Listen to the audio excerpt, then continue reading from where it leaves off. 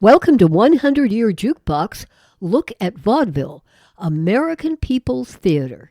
We're your hosts, Katie Bloomer and Ellen McGregor. Today's episode is dedicated to Bernice and Blair and Sons, who almost played the Keith or Orpheum Circuit in 1923. You know, Katie, I've always wondered where that word vaudeville came from. Well, accounts vary, but apparently some clown named a bunch of variety acts after a French valet. Gee, Katie, that sounds a little harsh. No, seriously. According to Google, the word vaudeville comes from the French word vaudeville, which means a humorous song or skit.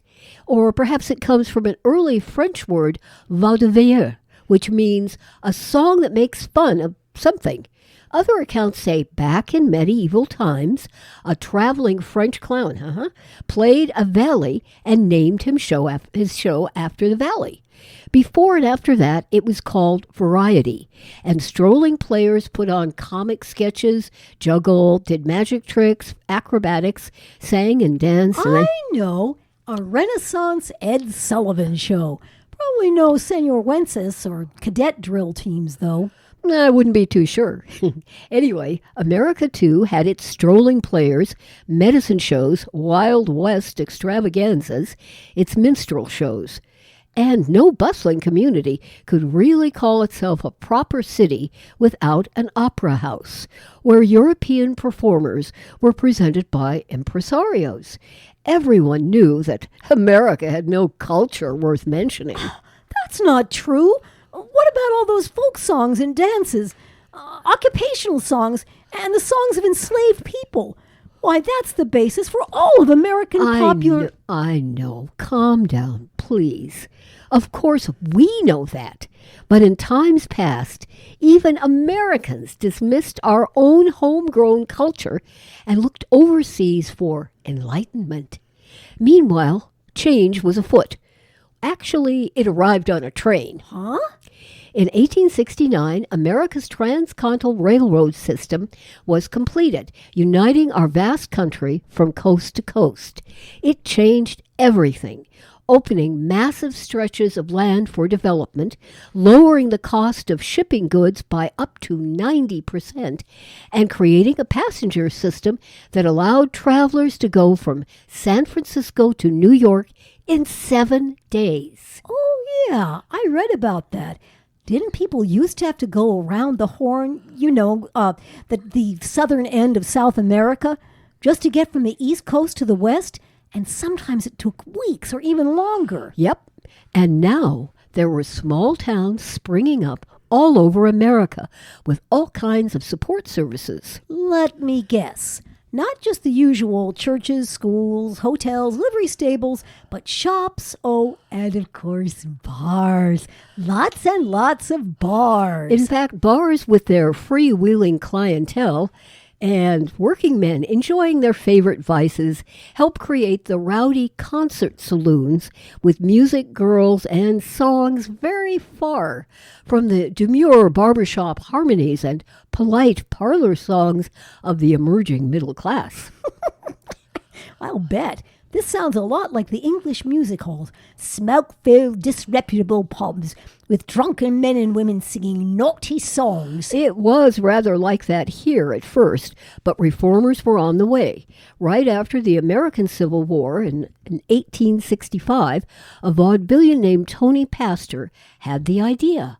Why not clean up the venues, ban alcohol and smoking, and rowdiness, build theaters, and make them family places with musical acts, monologists, and with quality animal acts and specialty turns. No more of that distressing, tacky freak shows, but instead good entertainment suitable for the whole family. To symbolize the new respectable performances, Pastor changed their name to vaudeville, welcomed women and children, charged only 10, 20, or 30 cents for admission, and allowed no swearing on or off the stage. Oh, and put a pour box in the lobby. It worked, didn't it? And how? Almost overnight, there were 200 vaudeville theaters in America.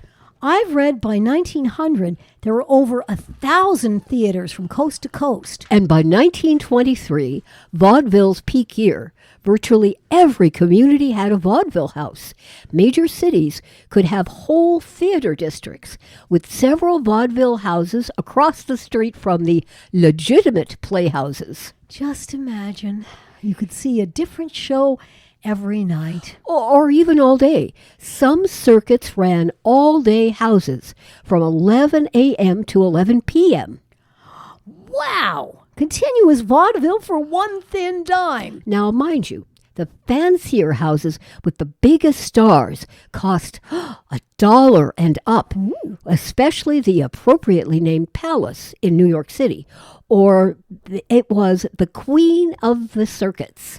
What circuits? Oh, sorry, I forgot to mention how that as the market developed, entrepreneurs would buy, renovate, and build new show houses, creating a string of theaters and then signing acts to contracts, which they would then dispatch all over the country. Aha! Let me guess, thus creating a circuit. Uh-huh.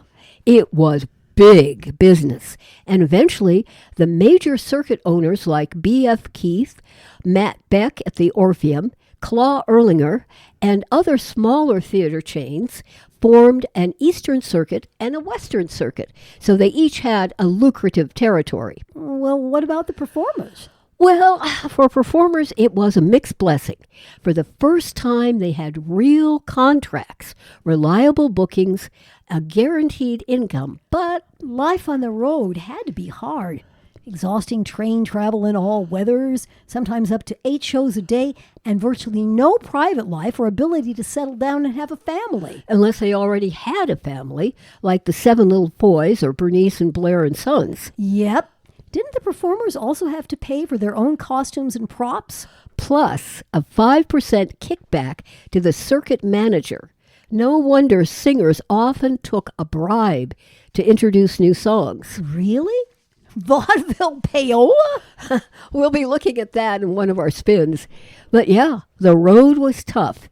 You had to develop an act, and if the public liked it, you could play on it for years. Like Sir Harry Lauder did.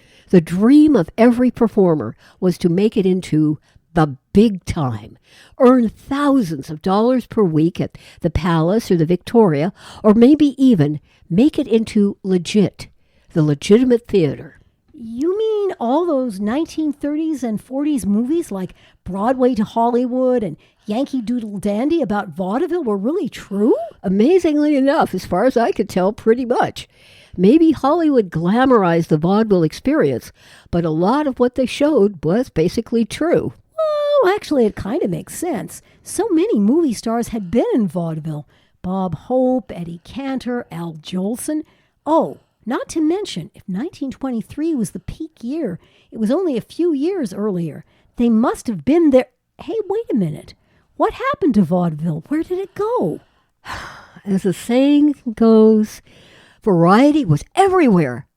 Vaudeville was everywhere until it wasn't. But it was able to withstand early movies and even early radio. But once movies could talk and sing, well... But they weren't as good. Maybe not. But then as radio developed, one wit pointed out, you could go to a vaudeville show in your pajamas. Well... But couldn't vaudeville's live shows and movies play together in theater?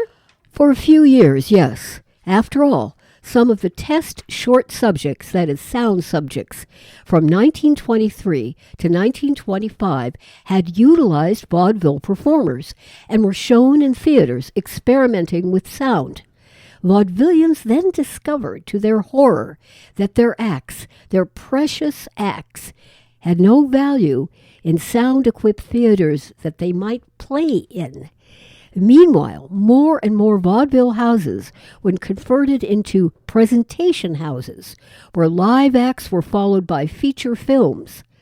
And pretty soon, the feature films were the featured attraction, with no room for expensive live shows. The Depression had hit, and the vaud houses had been halved overnight. Oh, no. Wasn't there anything left?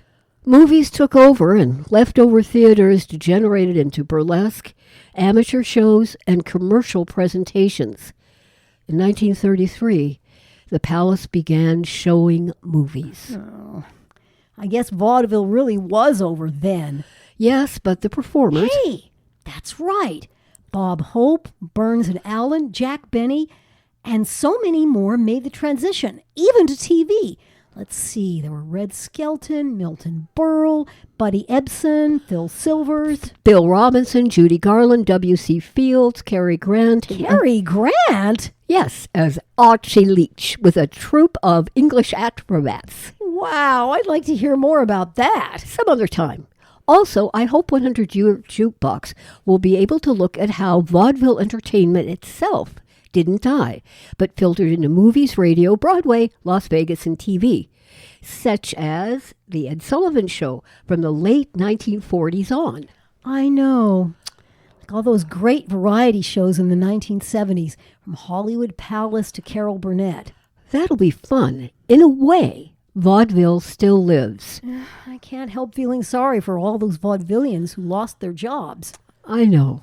But Ellen, if we could go back in time and warn all those vaudeville performers that they were going to lose their livelihood and they had better prepare for a different career, you know what they would say, don't you? I know. What? And give up showbiz?